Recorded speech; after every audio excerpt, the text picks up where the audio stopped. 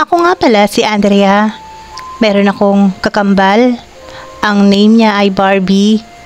Lumaki kami sa aming lola dahil nasa ibang bansa ang parents namin para maghanap buhay. 18 years old na kami at may boyfriend na si Sis. Pangalanan natin siyang Alex. Mahilig kami mag-bar tuwing weekend para matanggal ang stress sa school. Nag-aaral nga kami sa isang sikat na university at pareho na kaming kolehiyo. Si Alex naman ay nasa third year na. Matangkad siya na 6'2" ang height. Medyo may kalakihan ng katawan kasi batak sa basketball. Hindi alam ni Sis na may crush ako sa boyfriend niya kasi nga nakakaakit ang itsura niya. Para siyang si Jason Momoa ng Aquaman. One time, nagkayayaan ang kaibigan ni Sis at pilit niya akong isinama para payagan ng aming lola. Nagpunta kami sa bar sa Quezon City. Birthday kasi ng isa niyang kaibigan, so pumayag na din ako at nag-text na lang kami kay lola na mag-sleepover sa classmate niya. Dumating kami ng bar ng 9 PM at humanap ng maayos na pwesto. 4 lang kami nung una. Ako, si Sis, si Tricia at Jessica. Umorder si Jessica ng isang bote ng tequila. Dahil nga birthday niya, siya daw ang sasagot ng isang bote. Nang paubos na ang aming inumin, mga bandang 11:30 PM, ay dumating na si Alex na hindi naman namin inaasahan dahil nga ang usapan girls night out. Wala na din kaming nagawa, kaya nag-enjoy na lang kami. Mga pasado, 12:00 na. Medyo napupuno na yung bar, kaya medyo siksikan na. Sayawan dito, sayawan doon. Kinausap ko si Sis. Sis, hinay-hinay ka lang sa pag-iinom. Mukhang lasing ka na. Yeah, Sis, enjoy the night. Just drink and enjoy the night. Paulit-ulit na sabi ni Barbie. Sayaw ng sayaw si Sis kasama ang boyfriend niya na kanina pa ako natatakam. Ang bango-bango niya kahit medyo pawisan na siya. Bumalik sila sa aming table para ituloy ang pag-iinom. Walang tigil sa kakainom si Sis, samantalang ako naman halos hulas na hulas pa. Tumagal lang ilang oras yun. Isang baso lang ang iniinom ko. Hey Andrea, bakit nga pala hindi ka masyadong umiinom? Pansin ni Alex. Naku, hindi naman talaga ako malakas uminom Etong iniinom ko, pag naubos na siguradong tulog na ako ngayon. Ganun ba? Walang-wala ka sa kapatid mo Mamaya, take out ko na to ha. Natatawang sabi ni Alex. Huy, ano ka ba? Hindi pwede. Kailangan sabay kaming umuwi para hindi kami mapagalitan ni Lola. Okay, fine. Sumama ka na lang sa amin. Kung gusto mo, pwede ka naman tumabi sa amin sa pagtulog. Natatawang sagot ni Alex at may kapilyang pumasok sa isipan ko sa sinabi niyang yun. Naku naman Alex, ano yun? Parang ang gulo naman ata. Okay lang talaga? Natatawang joke ko sa kanya. Tumawa lang si Alex at na makatsyempo, bumulong sa akin. Pwede naman kung gusto mo. Namula ako at natahimik sa sinabi niya. Mag-aalas-2 na at sobrang lasing na ang birthday girl at si Tricia. Kaya nagpasya na kaming mag-uwian. Nagtaksi yung dalawa at si Sis ay inalalayan ni Alex papunta sa car niya. Nasa wisyo pa naman si Sis that time, pero hindi na kaya ang katawan niya. Nang makarating kami sa kondo ni Alex, ay agad namang inalalayan si Sis para makadating sa unit ni Alex. Pagpasok ng kanyang unit, ay napamulagat ako sa linis nito. Feel at home, Andrea. Isang bedroom lang tong kondo ko ha. Saan mo ba gustong matulog? Pwede ka dyan sa sofa, if you want. Naku, babe. Wag dyan. Gusto ko sa room mo din patulogin si sis. Higa na lang tayo ng tabi-tabi. Nahihilo na ako. Gusto ko nang mahiga. Lasing na sabi ni Barbie. Naku, Alex. Paano yan? Hindi ka makaka-score. Biro ko kay Alex. At napatawa na lang kaming dalawa. Hayaan mo, babe. Tulog mantika yan. Pag nakatulog na siya alam mo na. Ganting biro ni Barbie. Sabay higa niya sa kama. Sa gitna siya nahiga at napapikit agad. Ako naman ay naupo sa sofa para manood ng TV. Nakita ko si Alex na nakahubad na pantaas at nakatawel na lang. Gigil na gigil talaga ako sa kanya. Inggit na inggit ako sa kapatid ko dahil siguradong mapapasaya niya si sis sa lahat ng bagay. Pagkatapos niyang maligo, tumabi siya sa akin para magpatuyo ng buhok. Nakaugalian na daw niya na mag-shower after mag-inom para daw fresh. Amoy na amoy ko si Alex nang malapitan kaya nakaramdam ako ng pagnanasa at pag-iinit ng aking katawan. Tinanong ni Alex ako, "Hoy Andrea, hindi ka ba nagugutom? May pagkain sa ref ha? Baka gusto mong kumain." "Hoy Andrea." Napatulala pala ako sa kanya at medyo nahiya. "Ay, sorry Alex. Baka naman matunaw ako niyan sa titig mo." Natatawang sabi ni Alex. Sabay tayo para pumunta sa room. Biglang natanggal ang pagkakaipit ng kanyang towel at pumungad sa akin ang kanyang pinakaiingatan. Nagulat ako sa aking nakita. Hindi pa siya handang umangkin ng babae pero parang ganun na din. Napaka-gifted niya at napakagatlabi na lang ako. "Ay, sorry. Hindi ko sinasadya." Hinging pa umanhin ni Alex. Pero kita ni Alex ang aking pagkagatlabi. Sabay lihis ko ng tingin at sinabing, "Ay, ano ba yan Alex? Ang gifted mo naman." Natatawang biro ko sa kanya. "Hindi ko sinasadya ha. Sorry talaga. Ayan, nakita mo na tuloy si okay lang. Marami na ako nakitang ganyan. Kakaiba nga yan Talaga?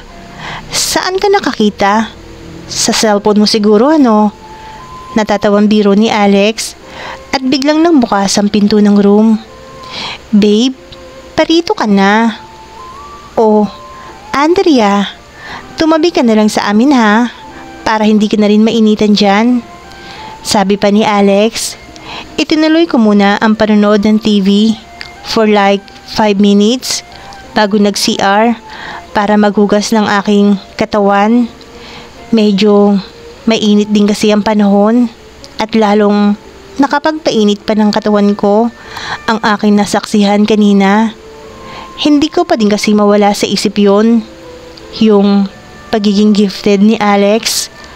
After ko magbanyo, ay dahan-dahan kong binuksan ang pinto ng kwarto nila at laking gulat ko nang makita ko na nagniniig ang dalawa. Naka-lampshade ang kwarto niya pero kitang-kita ko kung paano magniig ang dalawa. Napakagatlabi na lang ako sa aking nasaksihan. "OMG sis, ano ka ba? Kumatok ka naman muna." Natatawang sabi ng aking kakambal. Sabay nagtapis ng kumot habang nagtatawanan. Nakatapis sila ng kumot pero umayos na sila ng pwesto kahit alam kong wala silang mga damit. Nainggit ako sa kanila kaya tumabi ako sa kanila. Nang ganoong pwesto ay nasa dulo ako at si sis sa gitna. Tas si Alex ay nasa kabilang dulo. "Hoy sis, sulit na sulit ka kay Alex ha?" Pabulong kong sabi sa aking kakambal. "Tungek, nabitin nga kami sa iyo Natatawang sagot ni Barbie. Okay lang yan babe. Bukas na lang siguro. Singit naman ni Alex. Mga bandang 4 a.m. Hindi pa din ako makatulog. Kita ko sis na tulog kasi tulog mantika din siya. Biglang tumayo si Alex. Lumabas ng room. Narinig ko na after a few minutes, nag-flush ang banyo. Si sis naman ay may kalikutan sa pagtulog. Kaya napunta siya sa pwesto ni Alex sa kabilang dulo. Nagtulog-tulugan ako that time. Pero may kakaibang kaba na akong nararamdaman. May naisip akong kalokohan that time. Nakasuot lang ako ng dress, tas panloob na pantaas at pambaba lang. Hindi na ako nag-short sa loob para hindi masyadong mainit. Nakahiga ako sa kama ni Alex at narinig ko ang bulong ni Alex. OMG babe, inagawan ako ng pwesto oh. Oh well, dito na lang ako sa gitna. Naka-boxer short siya at walang pantaas. Kitang-kita ko ang abs niya na parang pandesal. Nang makahiga na si Alex sa gitna namin ni Kambal, ay nakala niya na tulog ako. Kinuha niya ang sipi niya at may binuksan na website. Isang pribadong website. Ayaw niya sigurong kisingin pa si sis para tapusin ang naumpisa nila kanina. Nakapikit ako noon ng kaunti para hindi niya mahalata. Pero kita ko pa din yung ginagawa niya. Dahan-dahan, inumpisahan niyang pasayahin ang kanyang sarili. Bigla namang nagising si sis, sabay tago ng cellphone niya. Sa isip ko, napakahilig siguro nitong si Alex. Nagpanggap na tulog si Alex. At ako, habang si sis ay nagpunta ng CR. Maya-maya pa, bumalik na si sis. Natulog na ulit sa kanyang pwesto. Nakatalikod si Alex, kaya naisipan kong gumawa ng paraan para akitin ito. Humarap ako sa kanya at idinantay ang aking paa sa kanyang katawan. Wala pang ilang minuto, naramdaman ko na unti-unting nagiinit ang kanyang katawan. Ramdam na ramdam ko yun. Makalipas ang halos 10 minuto, na ganoong ayos, naisipan kong tumalikod kay Alex at bahagyang itinaas ang aking dress. At yun nga, inumpisa niya ng paglakbayin ang kanyang palad sa aking katawan. At dito na naganap ang isang nakapapanabik na pangyayari at never ko malilimutan sa aking buhay. Nag-enjoy ako sa ginawang pagangkin sa akin ni Alex habang natutulog ang aking kambal. At dahil noon ko lang narating ang rurok ng kasiyahan, kahit na may nakakasiping na ako, ngayon lang ako nakadama ng totoong pakikipagniig. Nagulat si Alex at tinignan ng aking muka. Napailing na lang ito dahil nakita niya na hindi ako ang kanyang girlfriend. Ganon pa man, upang hindi tuluyang mabitin si Alex, pinasaya ko siya sa abot ng aking makakaya. At hindi naman ako nabigo doon dahil narating niya rin ang rurok ng kasiyahan. Parehas kaming nasiyahan. Alam ko sa sarili ko na gusto ko pang umisa. Bumalik na ako sa pagkakahiga at pumulong na lang ulit sa akin si Alex. Grabe ka, ang husay mo pala. Salamat. Makalipas ang 10 minuto, narinig ko si sis na umubo. Nagising siya at nang makita niyang tulog kaming pareho, tumakbo siya sa CR. Nagpatay mali siya kami dahil we know that she can take care of herself naman. Nang marinig ko na nagbukas siya ng shower, agad kong pinasaya muli si Alex Andrea. Tanging nasambit ni Alex. Wala kaming sinayang na oras that time. At yun na nga, halos madalian ang ginawa naming pagsasalo sa masayang sandali hanggang sa marating namin ang rurok ng kasiyahan ay tuloy pa rin pagsashower ni sis at ilang sandali na lang ay pumasok na si sis sa room. Nakahiga sa tabi ko si Alex at niyakap niya to.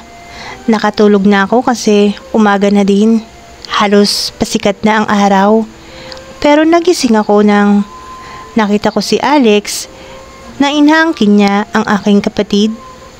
Kitang-kita ko kung paano nag-i-enjoy ang aking kakambal sa piling ni Alex. Nagpatay mali siya na lang ako at baka magulo na naman at mahinto na naman ang kanilang pagdiniig.